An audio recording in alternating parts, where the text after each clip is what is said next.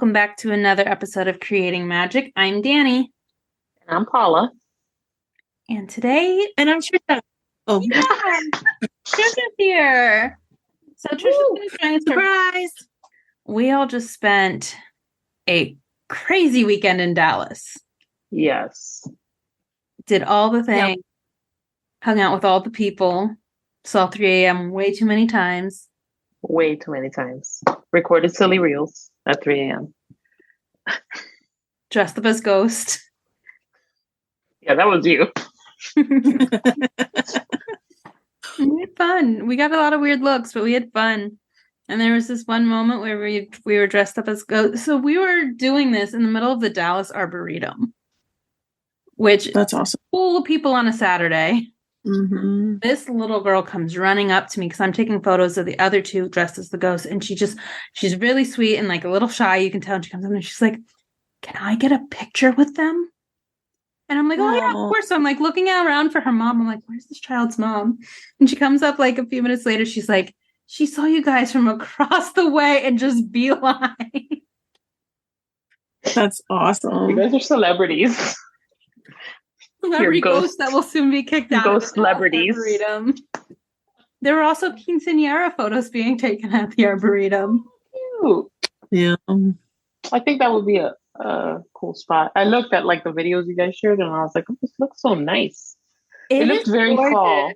Yeah, it's very gorgeous. And so the Arboretum actually gave us tickets to be able to go over there and check it out. So if people are planning to go to the Forbidden Forest and need some daytime activities, I highly recommend the Arboretum.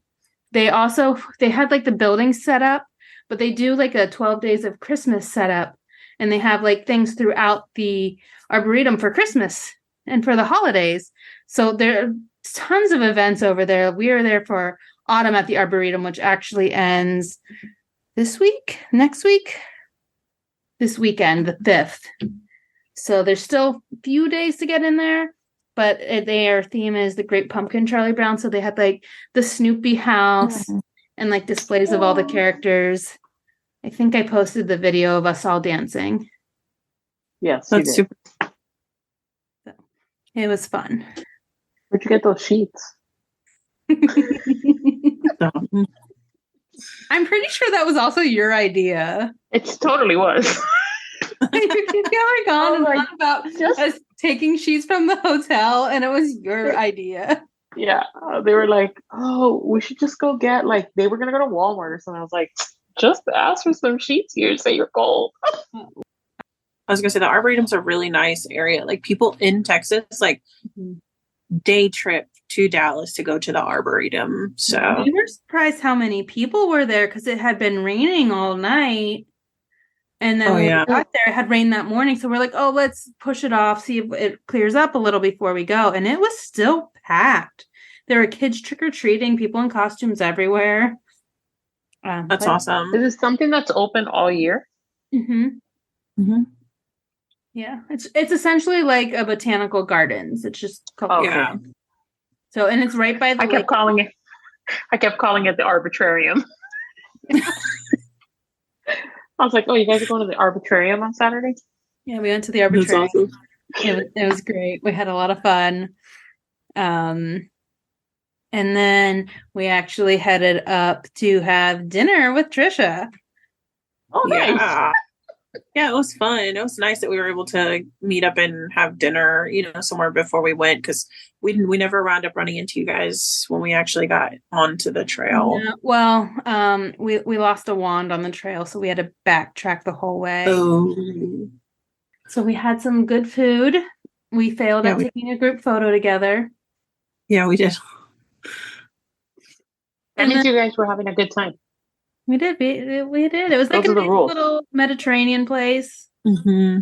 Nothing super fancy, but it was 7 minutes from Little Elm Park, which is where the Forbidden Forest takes place, or is set up, not takes place. It's where it's happening. Yeah. Patricia, did you change hotels afterwards or no? Yes. You were like, I'm out of here. Yeah. Well, I mean, we had planned anyway. So my husband went with me, so he was there the whole time. And so we had tickets to go on Saturday, and so we had already booked our hotel for Saturday closer to the location. So when Hector had invited me to go on Thursday, we just stayed where everyone else was staying and there for the 2 days. So we did check out Saturday morning and go to Little Elm. We stayed at, it's called The Elm. It's like a Ramada hotel by Wyndham or something like that. And it was really nice. It's literally like 3 minutes from the park. So it was like literally right up the street, and it was like a really nice area. There was like tons of places to eat, So there's and stuff to do too. yeah, there was like this I think it's called Tinman Social. It's like this big building. You guys have like Main Event. Yeah. So it's kind of like that, but like for mostly adults. So like Chuck E. Cheese for adults. Yeah, kind of. That's what I call Main Event. Like a Dave and Buster's type. Yeah, but like not as many like arcade type games. They'll Like they had have, bowling and axe throwing, and then they had like a restaurant, a bar, and things like that. So there was like a lot like more. And it was like literally you could walk from the hotel to there. It's like right in front of it. So it was a really nice area. Yeah, and stuff like that is good because Forbidden Forest doesn't open till 7 at night. Mm-hmm. So for people planning to come from out of town, you might want to find a few things to do during the day because you're not going to be able to get into the forest until 7 at the earliest.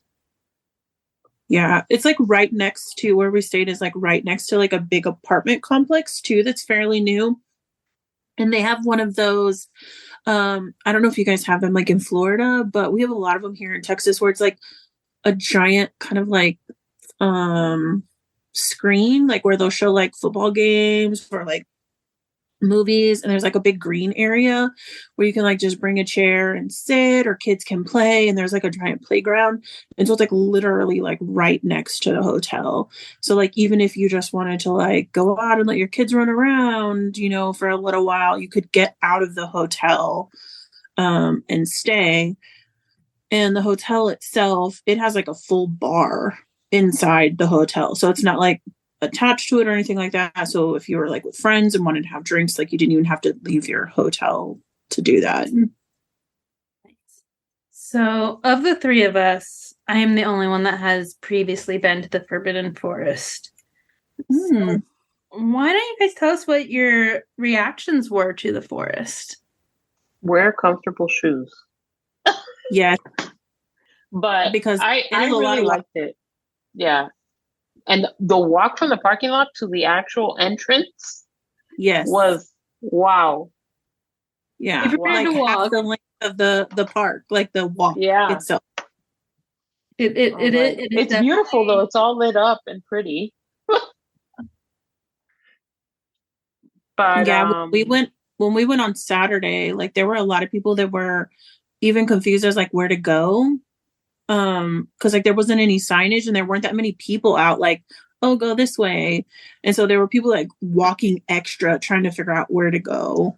And so that walk is like long for real. Yeah, it's a bit of a hike, but just so you know, going into this experience, it is an outdoor, requires you to move type of experience. Yeah. I will say compared to, and we mentioned this, we have an interview that will play at the end of this section of this episode. In Virginia, where I went, it was a legit like nature trail type park. Oh, wow. Dirt, rocks, sticks, all of it. This one, there's a section that is like a dirt packed trail, but it's packed pretty well, and we saw like electric scooters on it, wagons, strollers, and then it's paved the rest of the way. And I honestly think my feet hurt more because I was walking on pavement the whole time versus like earth. Oh, probably. Right. But it makes it more accessible to more people. Yeah, because of it being paved the way it is. I think I mean, I don't know what the other one was like, but I think I would prefer to walk on a paved Because I feel like Earth is uneven and I'm clumsy. I would have been like, "Wah." I definitely tripped over myself a few times, but I don't remember if that's just me tripping myself or the fact that we wore robes because it was 30 degrees when we went last year. Oh man, that sounds nice. So it was the first time I ever had robes or wore them. So I think I may have possibly been tripping over said robes. Yeah. I mean, but I really liked it. I would definitely do it again. And I like you said that it's I guess to me it's like the kind of like the exhibition where depending on where it is, it's set up differently. Yes. So your experience is not going to be the same all the time. I mean, obviously you're going to see a lot of the same things. But this time they had the interactive section, right? That they didn't have at the. And there were some things that weren't there this year. Oh yeah? Yeah. Like what? You've probably seen my reel. There's a reel I have where it's Katie and Nicole, and it's the video of the centaurs talking about their strange creatures. Oh yeah. They don't have any of the centaurs in there. Interesting. So yeah, I forgot. That would have been cool to see. Yeah, I think that's the only thing that I can recall that was not there. But I liked it. It was really nice. I mean, if you love Harry Potter, that's the place to be. It had a lot of, I know Trisha's not going to like this, but I loved the spider section. I really liked that. I loved like where they had the Expecto Patronum, like the Patronus area and just all that stuff. It was really cool, super interactive, very like the Buckbeak thing. Of course, I teared up a little bit. I have the video. We know. Yeah. I didn't cry, but I already knew like walking up, like, oh, this is gonna make me like tear up for sure. Yeah. Because he is my favorite magical creature. So, yeah. But yeah, I mean, I loved it. I would definitely do it again. They had Hagrid looking over. So Lake Elm is on.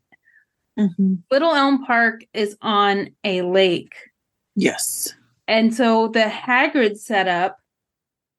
He's looking out at the lake. You can't really tell because it's so dark out. Yeah.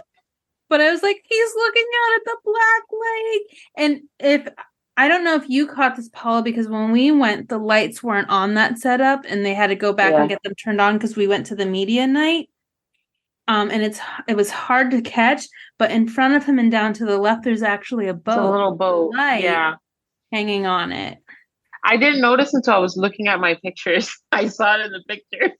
I was like just like everything, like the owls in the tree. I love the little tunnel before you got to the spider section. Yeah, yeah. The eyes, like the werewolves. The sounds, like the music and the sounds, like it's really cool. I would definitely not a big Harry Potter fan and want to go. I really enjoyed it. Even I know you were saying, Paul, like about the like uneven earth. I was impressed the fact that it was like really packed. When we went on Saturday, it had like poured down rain like minutes before we got there. It was like pouring down rain. And so when we were walking that first section, it was like wet and like squishy. And like never did I ever feel like I'm going to slip and fall or like bite it here. You know what I mean? So I thought it was like pretty good. I also, even though I like hate spiders, I was like terrified watching everybody who had been to the other ones with the spiders that like come down. I was like just anticipating that as we like went through that dark tunnel, like it's going to happen at any point here.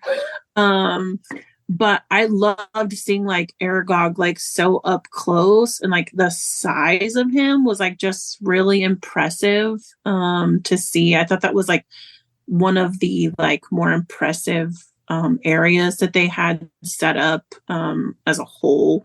But I also loved doing the Patronus, and all the interactive pieces were like so nice. My husband really loved seeing like the Fort Anglia and the way they did it before they actually just showed like you the lights panning. Yeah. So yeah, it was really fun. It was a lot. I like the fact that they didn't you're not just like walking to like the next section. Like there's lights, there's music, there's like audio you're hearing, you know, that's like leading you into that next section, you know. Yeah. I thought it was really nice. It's like very seamless. Like you never feel like, oh, I'm walking and I can still like hear the stuff from before. It's like very like Mhm. it the stuff That's matches great. and like it's like there's like a flow to it. So it was really cool. Yeah, Really cool. I I came also home and I was liked. like, oh my God, guys. So in Virginia, the village was like a third, 2/3 of the way through the trail. So then you left the village and you still had some stuff to do. Mm. Here, the village is at the end of the trail, but they have photo ops in the little village, and they had s'mores and fire pits, and that was really fun. I really enjoyed that. And they had Yeah. Yeah, they had like lots of snacks too. lots of snacks. They have some drinks, alcoholic and non-alcoholic. With light up cubes. Yeah, the light up cubes are fun. I really enjoyed the light up ice cubes. That's why I I know, got we're that like- drink. Me too. I got it for the light up ice cubes. We all did. We were like, can we have we didn't even know what it was called. We were like, can we have this drink with the light up cube? The one that lights up. Like we're 4 years Which one? old. The one that lights up. That's all we need. Please, thank you. Yeah, when we went back on Saturday, my husband was like, "What do you want to drink?" And I was like, "I want the lemonade." He's like, "What's the deal with the lemonade?" I was like, "Just give me the lemonade." That's a The light light up ice cube. I like the merch store this year. Mm. I did enjoy that one. I spent way too much money. I liked the merch store too. I heard from a lot of people that said like the other ones didn't have very much at Yeah, all. I was A lot. very. It was I thought more it was generic. reasonably priced Yes. for merch, because generally, like when you go to like a special event like that, the stuff is Yeah, like like $60 for way out of range. yeah. You know, Like, I bought I like like the Ravenclaw shirt, but they didn't have my size, which is the only reason I don't have it. But I bought a Luna keychain, and it was only $12. I mean, I know it's a keychain, but you're thinking like $12. But I thought that was. I was like, oh, this is not bad. I Yeah, bought we're pins. used to like other prices where you're gonna spend $25 for a small keychain. Yeah. I mean, it's so pretty that I don't know that I'd actually put it on my keys because I don't want it to get ruined. Yeah. I love that. Though things like that, like I hang them on my Christmas tree. I turn them into an Mhm. ornament. Okay, yeah, That's that's good. probably. It's her little shoes. Yeah. So cute. I bought a couple of pins. I bought like the glow in the dark Death Eater pins. Ooh. I got some of And- those. They had the Death Eater set and then they had a Luna set. Yeah. I got the Death Eater set, and then I think I got the Aragog pin too. Because you love spiders. Yeah. I think you love spiders. I'm not believing this anymore. You've seen me game footage of me playing this game. I have seen you. You play it in arachnophobia mode? No, I like played. So I was like already playing it before that came out, and so then at that point I felt like I've already like committed this much. There's no reason to switch it now. Like I don't But mind still. seeing them. I hate hearing them when you can't see them. You know, like oh yeah, you hear the skittering. Yeah. I don't like the sounds, and that's usually what gets me too, is like that. Ooh. yeah, they're coming to get you. So Virginia did have the location, because we were I was with our like, friend Virginia? Virginia. Yeah, I was like, what is she? They had essentially a arachnophobia path. So if you didn't like the spiders, you could not take that path, and that is not an option in Texas. In Texas. Is Yeah. that you can't surpass the spiders. You can walk past them pretty quickly, but you can't skip them altogether. Yeah, they're not too bad. But I think like aside from the Buckbeak section, that's where I spent the most time. The spiders. Like I kept waiting for him to come out. I love it. love, and it has like, it is not even like relevant to Harry Potter. I love the mushroom section. The mushrooms. I need Oh, a mushroom gorgeous. section. And they're synchronized to the music, which I didn't realize until Saturday. Yeah, they were really pretty. I just want them for my yard. Just a whole I- mushroom. Did you guys capture like the unicorn that was like kind of In like the bushes. yeah, it was like hard to Yeah. see and we were like looking. Yeah, that's the thing is like if you go too fast, you will miss things. Yeah. There's like little things hidden all around. Yeah, I agree. The Niffler on Thursday, the Niffler had not caught the necklace. On Saturday, he had the necklace. Mm-hmm. Oh, Notice. I love the carriage with Oh, the yeah. thestral. That was cool. Yeah, I thought that was cool too. It was nice that they like added that touch, and even like you could see it kind of like moving a little. Yeah.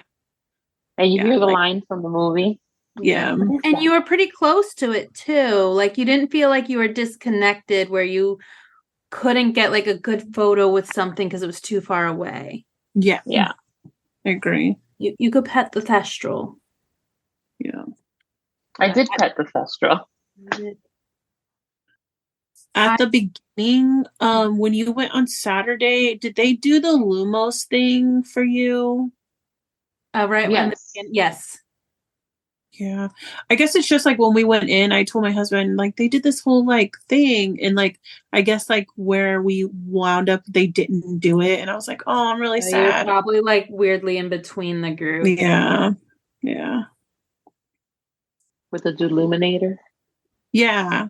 I told him, I was like, this is like such a cool part. Like the whole like thing lights up and it's like feels really magical.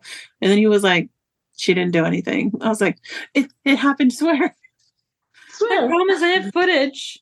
Yeah, I was like, I'll have to show you the video later. I will still say this is my favorite experience I've done with Wizarding World things.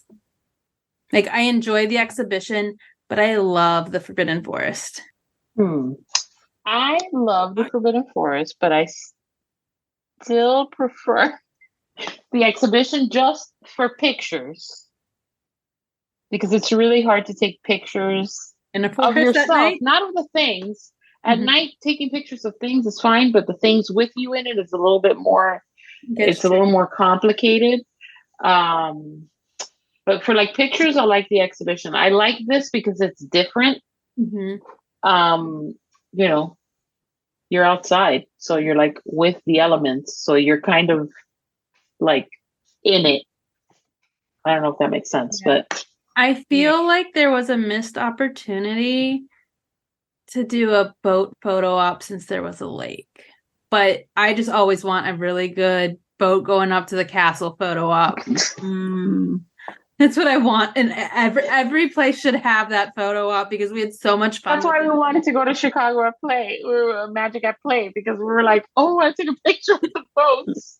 The rest of it, like that's the whole thing.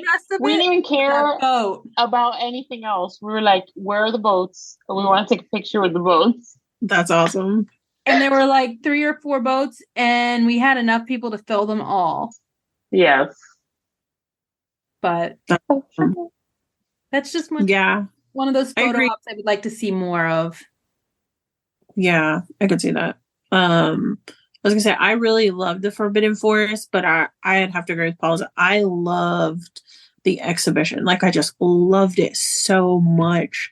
I feel like there were like so many like places you could actually like get into and get photos with, or like feel like you're like experiencing it. And it is getting better every time they do it. So I have been to all 3 US locations of the exhibition. And so next we're going to hear our interview with Alex, who works with Fever and has been working with the Forbidden Forest internationally and has set up all of them and been part of them. So take a quick listen at our interview, and thank you, Alex, for being willing to chat with us. Yep. So first, why don't you introduce who you are and what you do? Great, of course. So I'm Alan Scott. I manage the show globally from Fever. I've been at Fever for 3 years. So basically, this was the first project I started working on when we kicked it off in Manchester back in 2021. And then, since then I've been kind of touring around with the world with it, really. We did New York, but you guys have been there, Washington, D.C., Brussels, and back to Manchester for the second iteration. Yep. Nice. So what is it like, because you're in like a park essentially, Yes. bringing something and fitting it into a space that's already created that you really can't, like, you can't move trees in a park. No, like. absolutely. I mean, every show we've done so far and all the shows we will do will all be different. You can never have the same show in two locations because actually we adapt the creative to the location. It's not an event where you will have experienced it. It's a different show here than it was in Leesburg, and because we have to adapt to the natural environment. So what we do, we'll have a team come out and check out the park, and they will start to build the narrative, build where things can fit into the space. If they see some crooked trees, that might be the right place for the dark arts area. And if it's a big open space, then what can we do with that space? So every creative is different, and it will always be different everywhere we go. So how long does setting up something like this take? Well, what I would say is technically the show that you see in Little Elm Park right now is taken years in the making, really. If you think about from the crafting of the creatures to thinking about the creative and the storyline. But I guess for specifically bringing the stuff in after we've designed the creative, which can take 6 to 9 months, then actually building it takes 2 to 3 months of lots of technicians on site, creative team coming in. It's lots and lots of people bringing it together. But I would say, although it takes 2-3 months to build, it takes years to plan for. We've been in discussion with this venue for over 1.5 years. And finding unicorn venues like this is really difficult. We are looking around everywhere in the world. And so some people we're talking to now, we might not go to their site for another 3 years, but we're starting to plan the creative. And likewise with this, it's taken months, if not years, to really plan it. Okay. One thing that Dani noticed since she went to Leesburg was that this one seems to be way more accessible. Yeah. Because there's like the ground, so it was easier to walk around. Leesburg was a lot more hilly, a lot more rocks. I was tripping in normal shoes. But this was like very so if somebody came with a stroller or a wheelchair, it would be a lot easier for them to get around. Absolutely, and that's not by chance. It's absolutely, we've tried to find. So one thing you may notice, we went to 4 sites last year. We only went to 1 this year. Yeah. And part of the rationale for that is we're trying to find the perfect venues, right? One which is super accessible, not only for wheelchair accessibility, but also accessible close to the city centre. You may have noticed the New York venue was maybe a bit further away from the city. So it's really, really difficult to find the right balance of a beautiful venue which has, good variety of trees, lots of winding paths, but also being close to the city centre. And that has, as you say, existing infrastructure which makes it more accessible to all. So that is part of the reasons why we're spending more time trying to find the perfect venue, because we want the show to be as good as it possibly can be. So what is your favorite part? Oh, that's a tough question. I love all of it. I love obviously the hippogriff section is amazing. I actually really like the forward angle of falling through the story. I really like it, but I think for me, probably because I love the scene in the movies, is the Aragog's lair.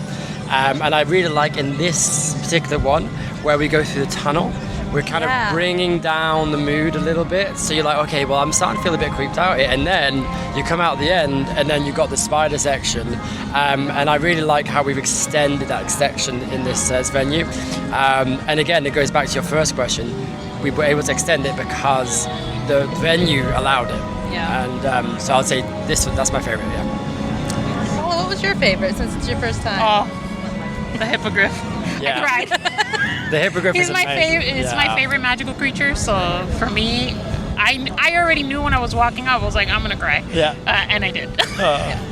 It is amazing. How realistic it looks. It's absolutely incredible. And just the reaction, right? Yeah. Because you're bowing down, and if you don't bow down, he doesn't bow. Exactly. So it's pretty awesome. Absolutely. If you don't bow properly, he'll let you know. Yeah. And is there anything else you would like to share about it, or? About the experience, what I would say for those who haven't been here, or if you've been to one of the shows before, as you have, the show is very different here. There's lots of new moments we've added in. The interactive zone at the end, for example, I think is a really good addition. And even the elements inside, although some of them are leaning on the same creatures, the way we've delivered them is different. And if you haven't been to the show before, then if whether you're a Harry Potter fan or not, what other opportunity do you get to walk in a beautiful forest and be immersed into the biggest IP in the world at night? And then where we are right now is in this amazing village where there's amazing food, drink, the music, a fire pit. If nothing else, just this whole magical environment is a unique opportunity, and I urge everyone to check it out. Awesome. Well, thank you for talking with us. No problem. Thanks for having me. Appreciate it. Thank you so much. Great. So, anything else Florida. you guys want to say about the Forbidden Forest? Check it out. Bring your family. It's definitely family friendly. Yeah, Yes. family friendly. Check Check the weather. Check the weather, yeah. Trisha, do you know when it gets like colder? Or is it like Florida where you can't really tell? Yeah, that's the hard part. I mean, it usually gets and stays cold like in January here in Texas. Okay. But like right now it's like 30 degrees outside. So Perfect robe weather. yeah, it's like just weather because in Texas, I mean, you guys were there on Thursday. We were all there on Thursday and we were sweating. And on Saturday, it was 30 degrees and raining, So it's like, ooh. Yeah, and just dress up. Like, don't be afraid to cosplay. There are people in normal clothes, and then there was us. Yeah. I mean, on Saturday when I went, I saw tons of people like dressed up, like even if they weren't like in cosplay, they were wearing like their Gryffindor shirts or a lot of their gear. There were a lot of robes. Yeah, a lot of robes. Yeah, so lots of school spirit. Of like Sirius and Harry. Mm-hmm. We haven't posted pictures of this, so there's no evidence yet. They caught us when we were by one of the signs taking ghost pictures in the middle of a forest. That's awesome. But they thought you took the sheets with you to my god. Just one. That's amazing. That is amazing. But to me, the dressing up part, at least for me, like that's my favorite part is that. Like, and we'll talk about the concert in a few, but like I felt in Dallas, I'd never felt this way before. I've always gone to the concerts in cosplay. So like I was overthinking it because, people were like posting their outfits and I was like, oh my God, nobody's like cosplaying. People are like dressing up. And I was like, forget it. I'm just going to do what I always do. I'm not going to like stress out about it because if I pick something like fancy, I'm going to be miserable.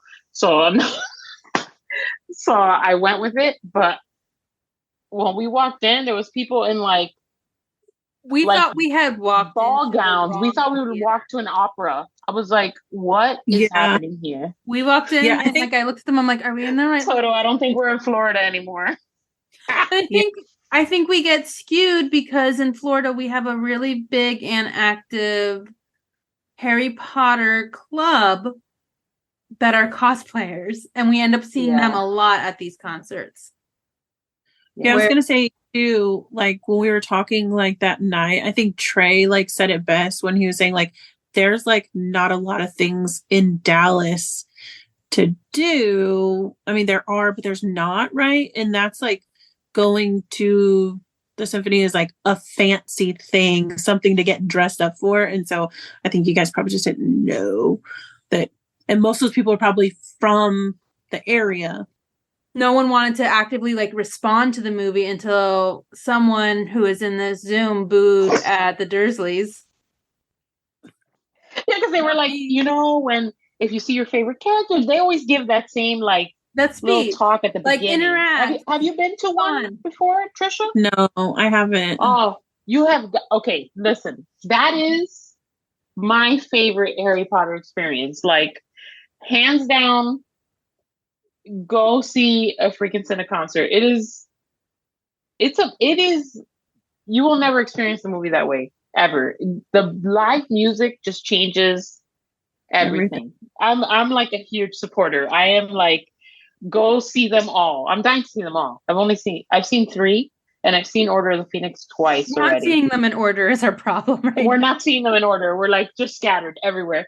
But they give like a little talk at the beginning where they're like, when you see your favorite character, cheer for them. If you see somebody you don't like, you can boo. Blah, blah. But like everybody was so like quiet. They're all like, uptight. They showed Petunia and nobody booed. So when what's her face Marge showed up, I was like, boo. And then everybody kind of like, oh, okay. That's awesome. I was like, this is the part of it is that like you're like, and like in Orlando, they're very vocal. yes, very. Like even when they did at the beginning where they were asking people's houses, even there people were a little bit like tame. I was like, y'all, house pride, come on. My biggest problem when they do that is they always say Slytherins in a very negative tone. In a negative tone. And it bothers me because every time I've seen it, and I've seen it in 3 different states, they always say Slytherin in this negative way. They always say it last. And they're like, last. Slytherin. Like the way they say it, and it's like, hey, why are you like hating on my people? Don't judge. They're not. Don't judge, exactly. But that's obviously scripted because it is exactly the same every single time. But it's the best way to see the movie. Like once you see the movie like that, like Danny, we want to see them all. I'm dying to see the first one because even though it's not my favorite one, it's the most nostalgic, and I think I'd be crying the entire time, like 100%. In Prisoner of Azkaban, I only cried when he did the ones who leave us are never really gone. Paula cried. And I was like, and I was like this because I was like, I don't want Danny to see me crying, and then she'll be like, "Are you crying?" I didn't even have to look. We knew you cried. But it's like such a cool. Number one, it's air conditioned. I'm a fan. And it is such a cool experience. There's nothing like it. Nothing. I'm a fan. I keep looking, and there's going to be one in San Antonio where Carla's at in February. It's the first one in February. I already told Carla, I think I'm coming to. I think I'm gonna come stay in your room. I'm bringing my air mattress. I'll be there. She was like, "You better." If you told her, you're done. If you don't do it, you are. I know. She'll disown me. But I did tell her, I was like, "Hey, look, in February, the first one in San Antonio," because I love the way she says it. So yeah, maybe that's our next. That could be our next stop. I'm just saying. I'm a fan. Yeah. I am 100%. If you get the opportunity to do it, I haven't seen anything else other than Harry Potter. Hey, Cineconcerts. If you could get Elf in Florida, we would love that. We love Christmas too, just because it doesn't snow here. Florida, please. I do like every time I see the Polar Elf one, I do the Polar Express, and I love the music from the Polar. I love the music on Polar Express too. I'm like, yes, I will go see that because I love the Polar Express. Like they just have so many different. It's not just Harry Potter; they have so many different ones. But seriously, if you're listening, please, I'm begging you. I want to see Elf. I thought they were doing. They are, but it's not here. Like I think the closest. I'm not even saying just Orlando because we've looked. I'm like, we'll drive to Tampa. But yeah, seriously, if you get one near you, Trisha, definitely 100% check it out. Anybody who's listening. Yeah. It is my favorite, and I tell everybody all the time, it's my favorite Harry Potter experience. It's so unique. And every time I leave there, I think so cool that I want to learn. They did have the choir. Last time I saw Prisoner, it was a smaller choir, and they were like tucked back behind everyone, so you couldn't really see them. But this was like a full choir. Yeah. And there were moments I didn't realize it was a choir singing. Yeah. The caroling made sense though. Like when I was like, oh, but there were like moments like during the dark moments where the choir would sound like, oh, what are they gonna sing? And it would just be like a oh. And that's all they would sing down. I was so cool. Oh, that was voices. Yeah. What was it last time in Half-Blood Prince? There was something too that we were like, oh, we didn't realize it was words. Oh, what was it? Well, there's a whole podcast on that one. So. You pick up a lot more random things too. Oh, we also realized last time it wasn't words. We realized this past summer we saw Half-Blood Prince. And Luna's lion head is like animated, like the eyes move. The eyes move. Oh, We had never noticed that. I've seen that movie a lot. We've seen that movie a lot. Like, and we've like dissected that lion head, and I was watching it, and it's when she walks into the Great Hall asking what Harry put in Ron's drink. And if you watch the lion, the eyes and like eyebrows of the lion move. The move. Oh my goodness. Yeah. Now she's gonna. Now I have to go back and watch it. She's gonna be like watching it. Like, I mentioned, and Paula's like, hold on, it's on my phone. I was like, wait, what? And I went back. Didn't notice. Never noticed that. And I've watched it a lot of times. How many times over the years have we watched this movie, talked about this movie, watched clips from this movie? Never realized it at all. Yeah. And definitely every time I leave one of these concerts, I think I'm going to go buy myself a violin and learn how to play. I have way too much video of that first chair violinist. I was just so impressed with her. You're really good. That's awesome. But it's so cool. Like in Order of the Phoenix, when Umbridge does dun, dun, dun, dun, dun, it's all violin. Mm-hmm. Never noticed that. You know, you don't. It's things like that you don't think of until you're like watching it. You're like, oh. I've said this every time we've talked about this, but like, had I seen something like this as a kid, I would have been inclined to learn an instrument because it makes the connection. Because sometimes you watch movies and like, you know, there's music, but you don't think about it. Yeah. But when you're seeing it being performed and you're watching the movie, you get that connection. And if I had seen that as a kid, I would have probably pushed to be able to learn. Like, I regret never learning an instrument. But like seeing it, I'm like, oh, if I would have seen this as a kid, I would have probably been like, no, I need to learn an instrument. Yeah. I mean, I'm 46 years old and I want to learn how to play the violin. I don't have time, but I want to. Every time I leave these movies, I'm like, I could play the violin. I could learn. Sure, they've been doing it for 20-something years. I can learn it in a week. I mean, you can learn it. You're just probably not going to be first violin for a very, very, very long time. Very, very long time. Very long time. Trisha, which movie would you want to see most? Half-Blood Prince. That's like my favorite movie. And I think there's like a lot of like, now just watching the movie, there's a lot of like dark scenes where there's like a lot of like intense music. So I just think that would be like, yeah, that would be like that's one of the first ones we noticed, that there was like a choir. We're like, is that people talking? It's something. It's like, oh my God, when? And now I can't think of when it is. But I remember like Dani and I looking at each other. We're like, oh my God, there's like singing. They're singing words.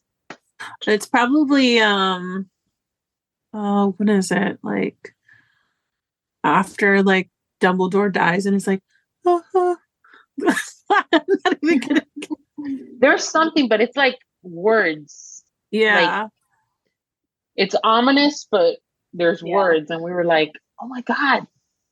I would like to see Goblet, which is not my favorite, but I feel like the music would be so fun because of all of Fred and George's antics and their theme going all the time. Yeah. I feel like Goblet would be really fun to see in that setting.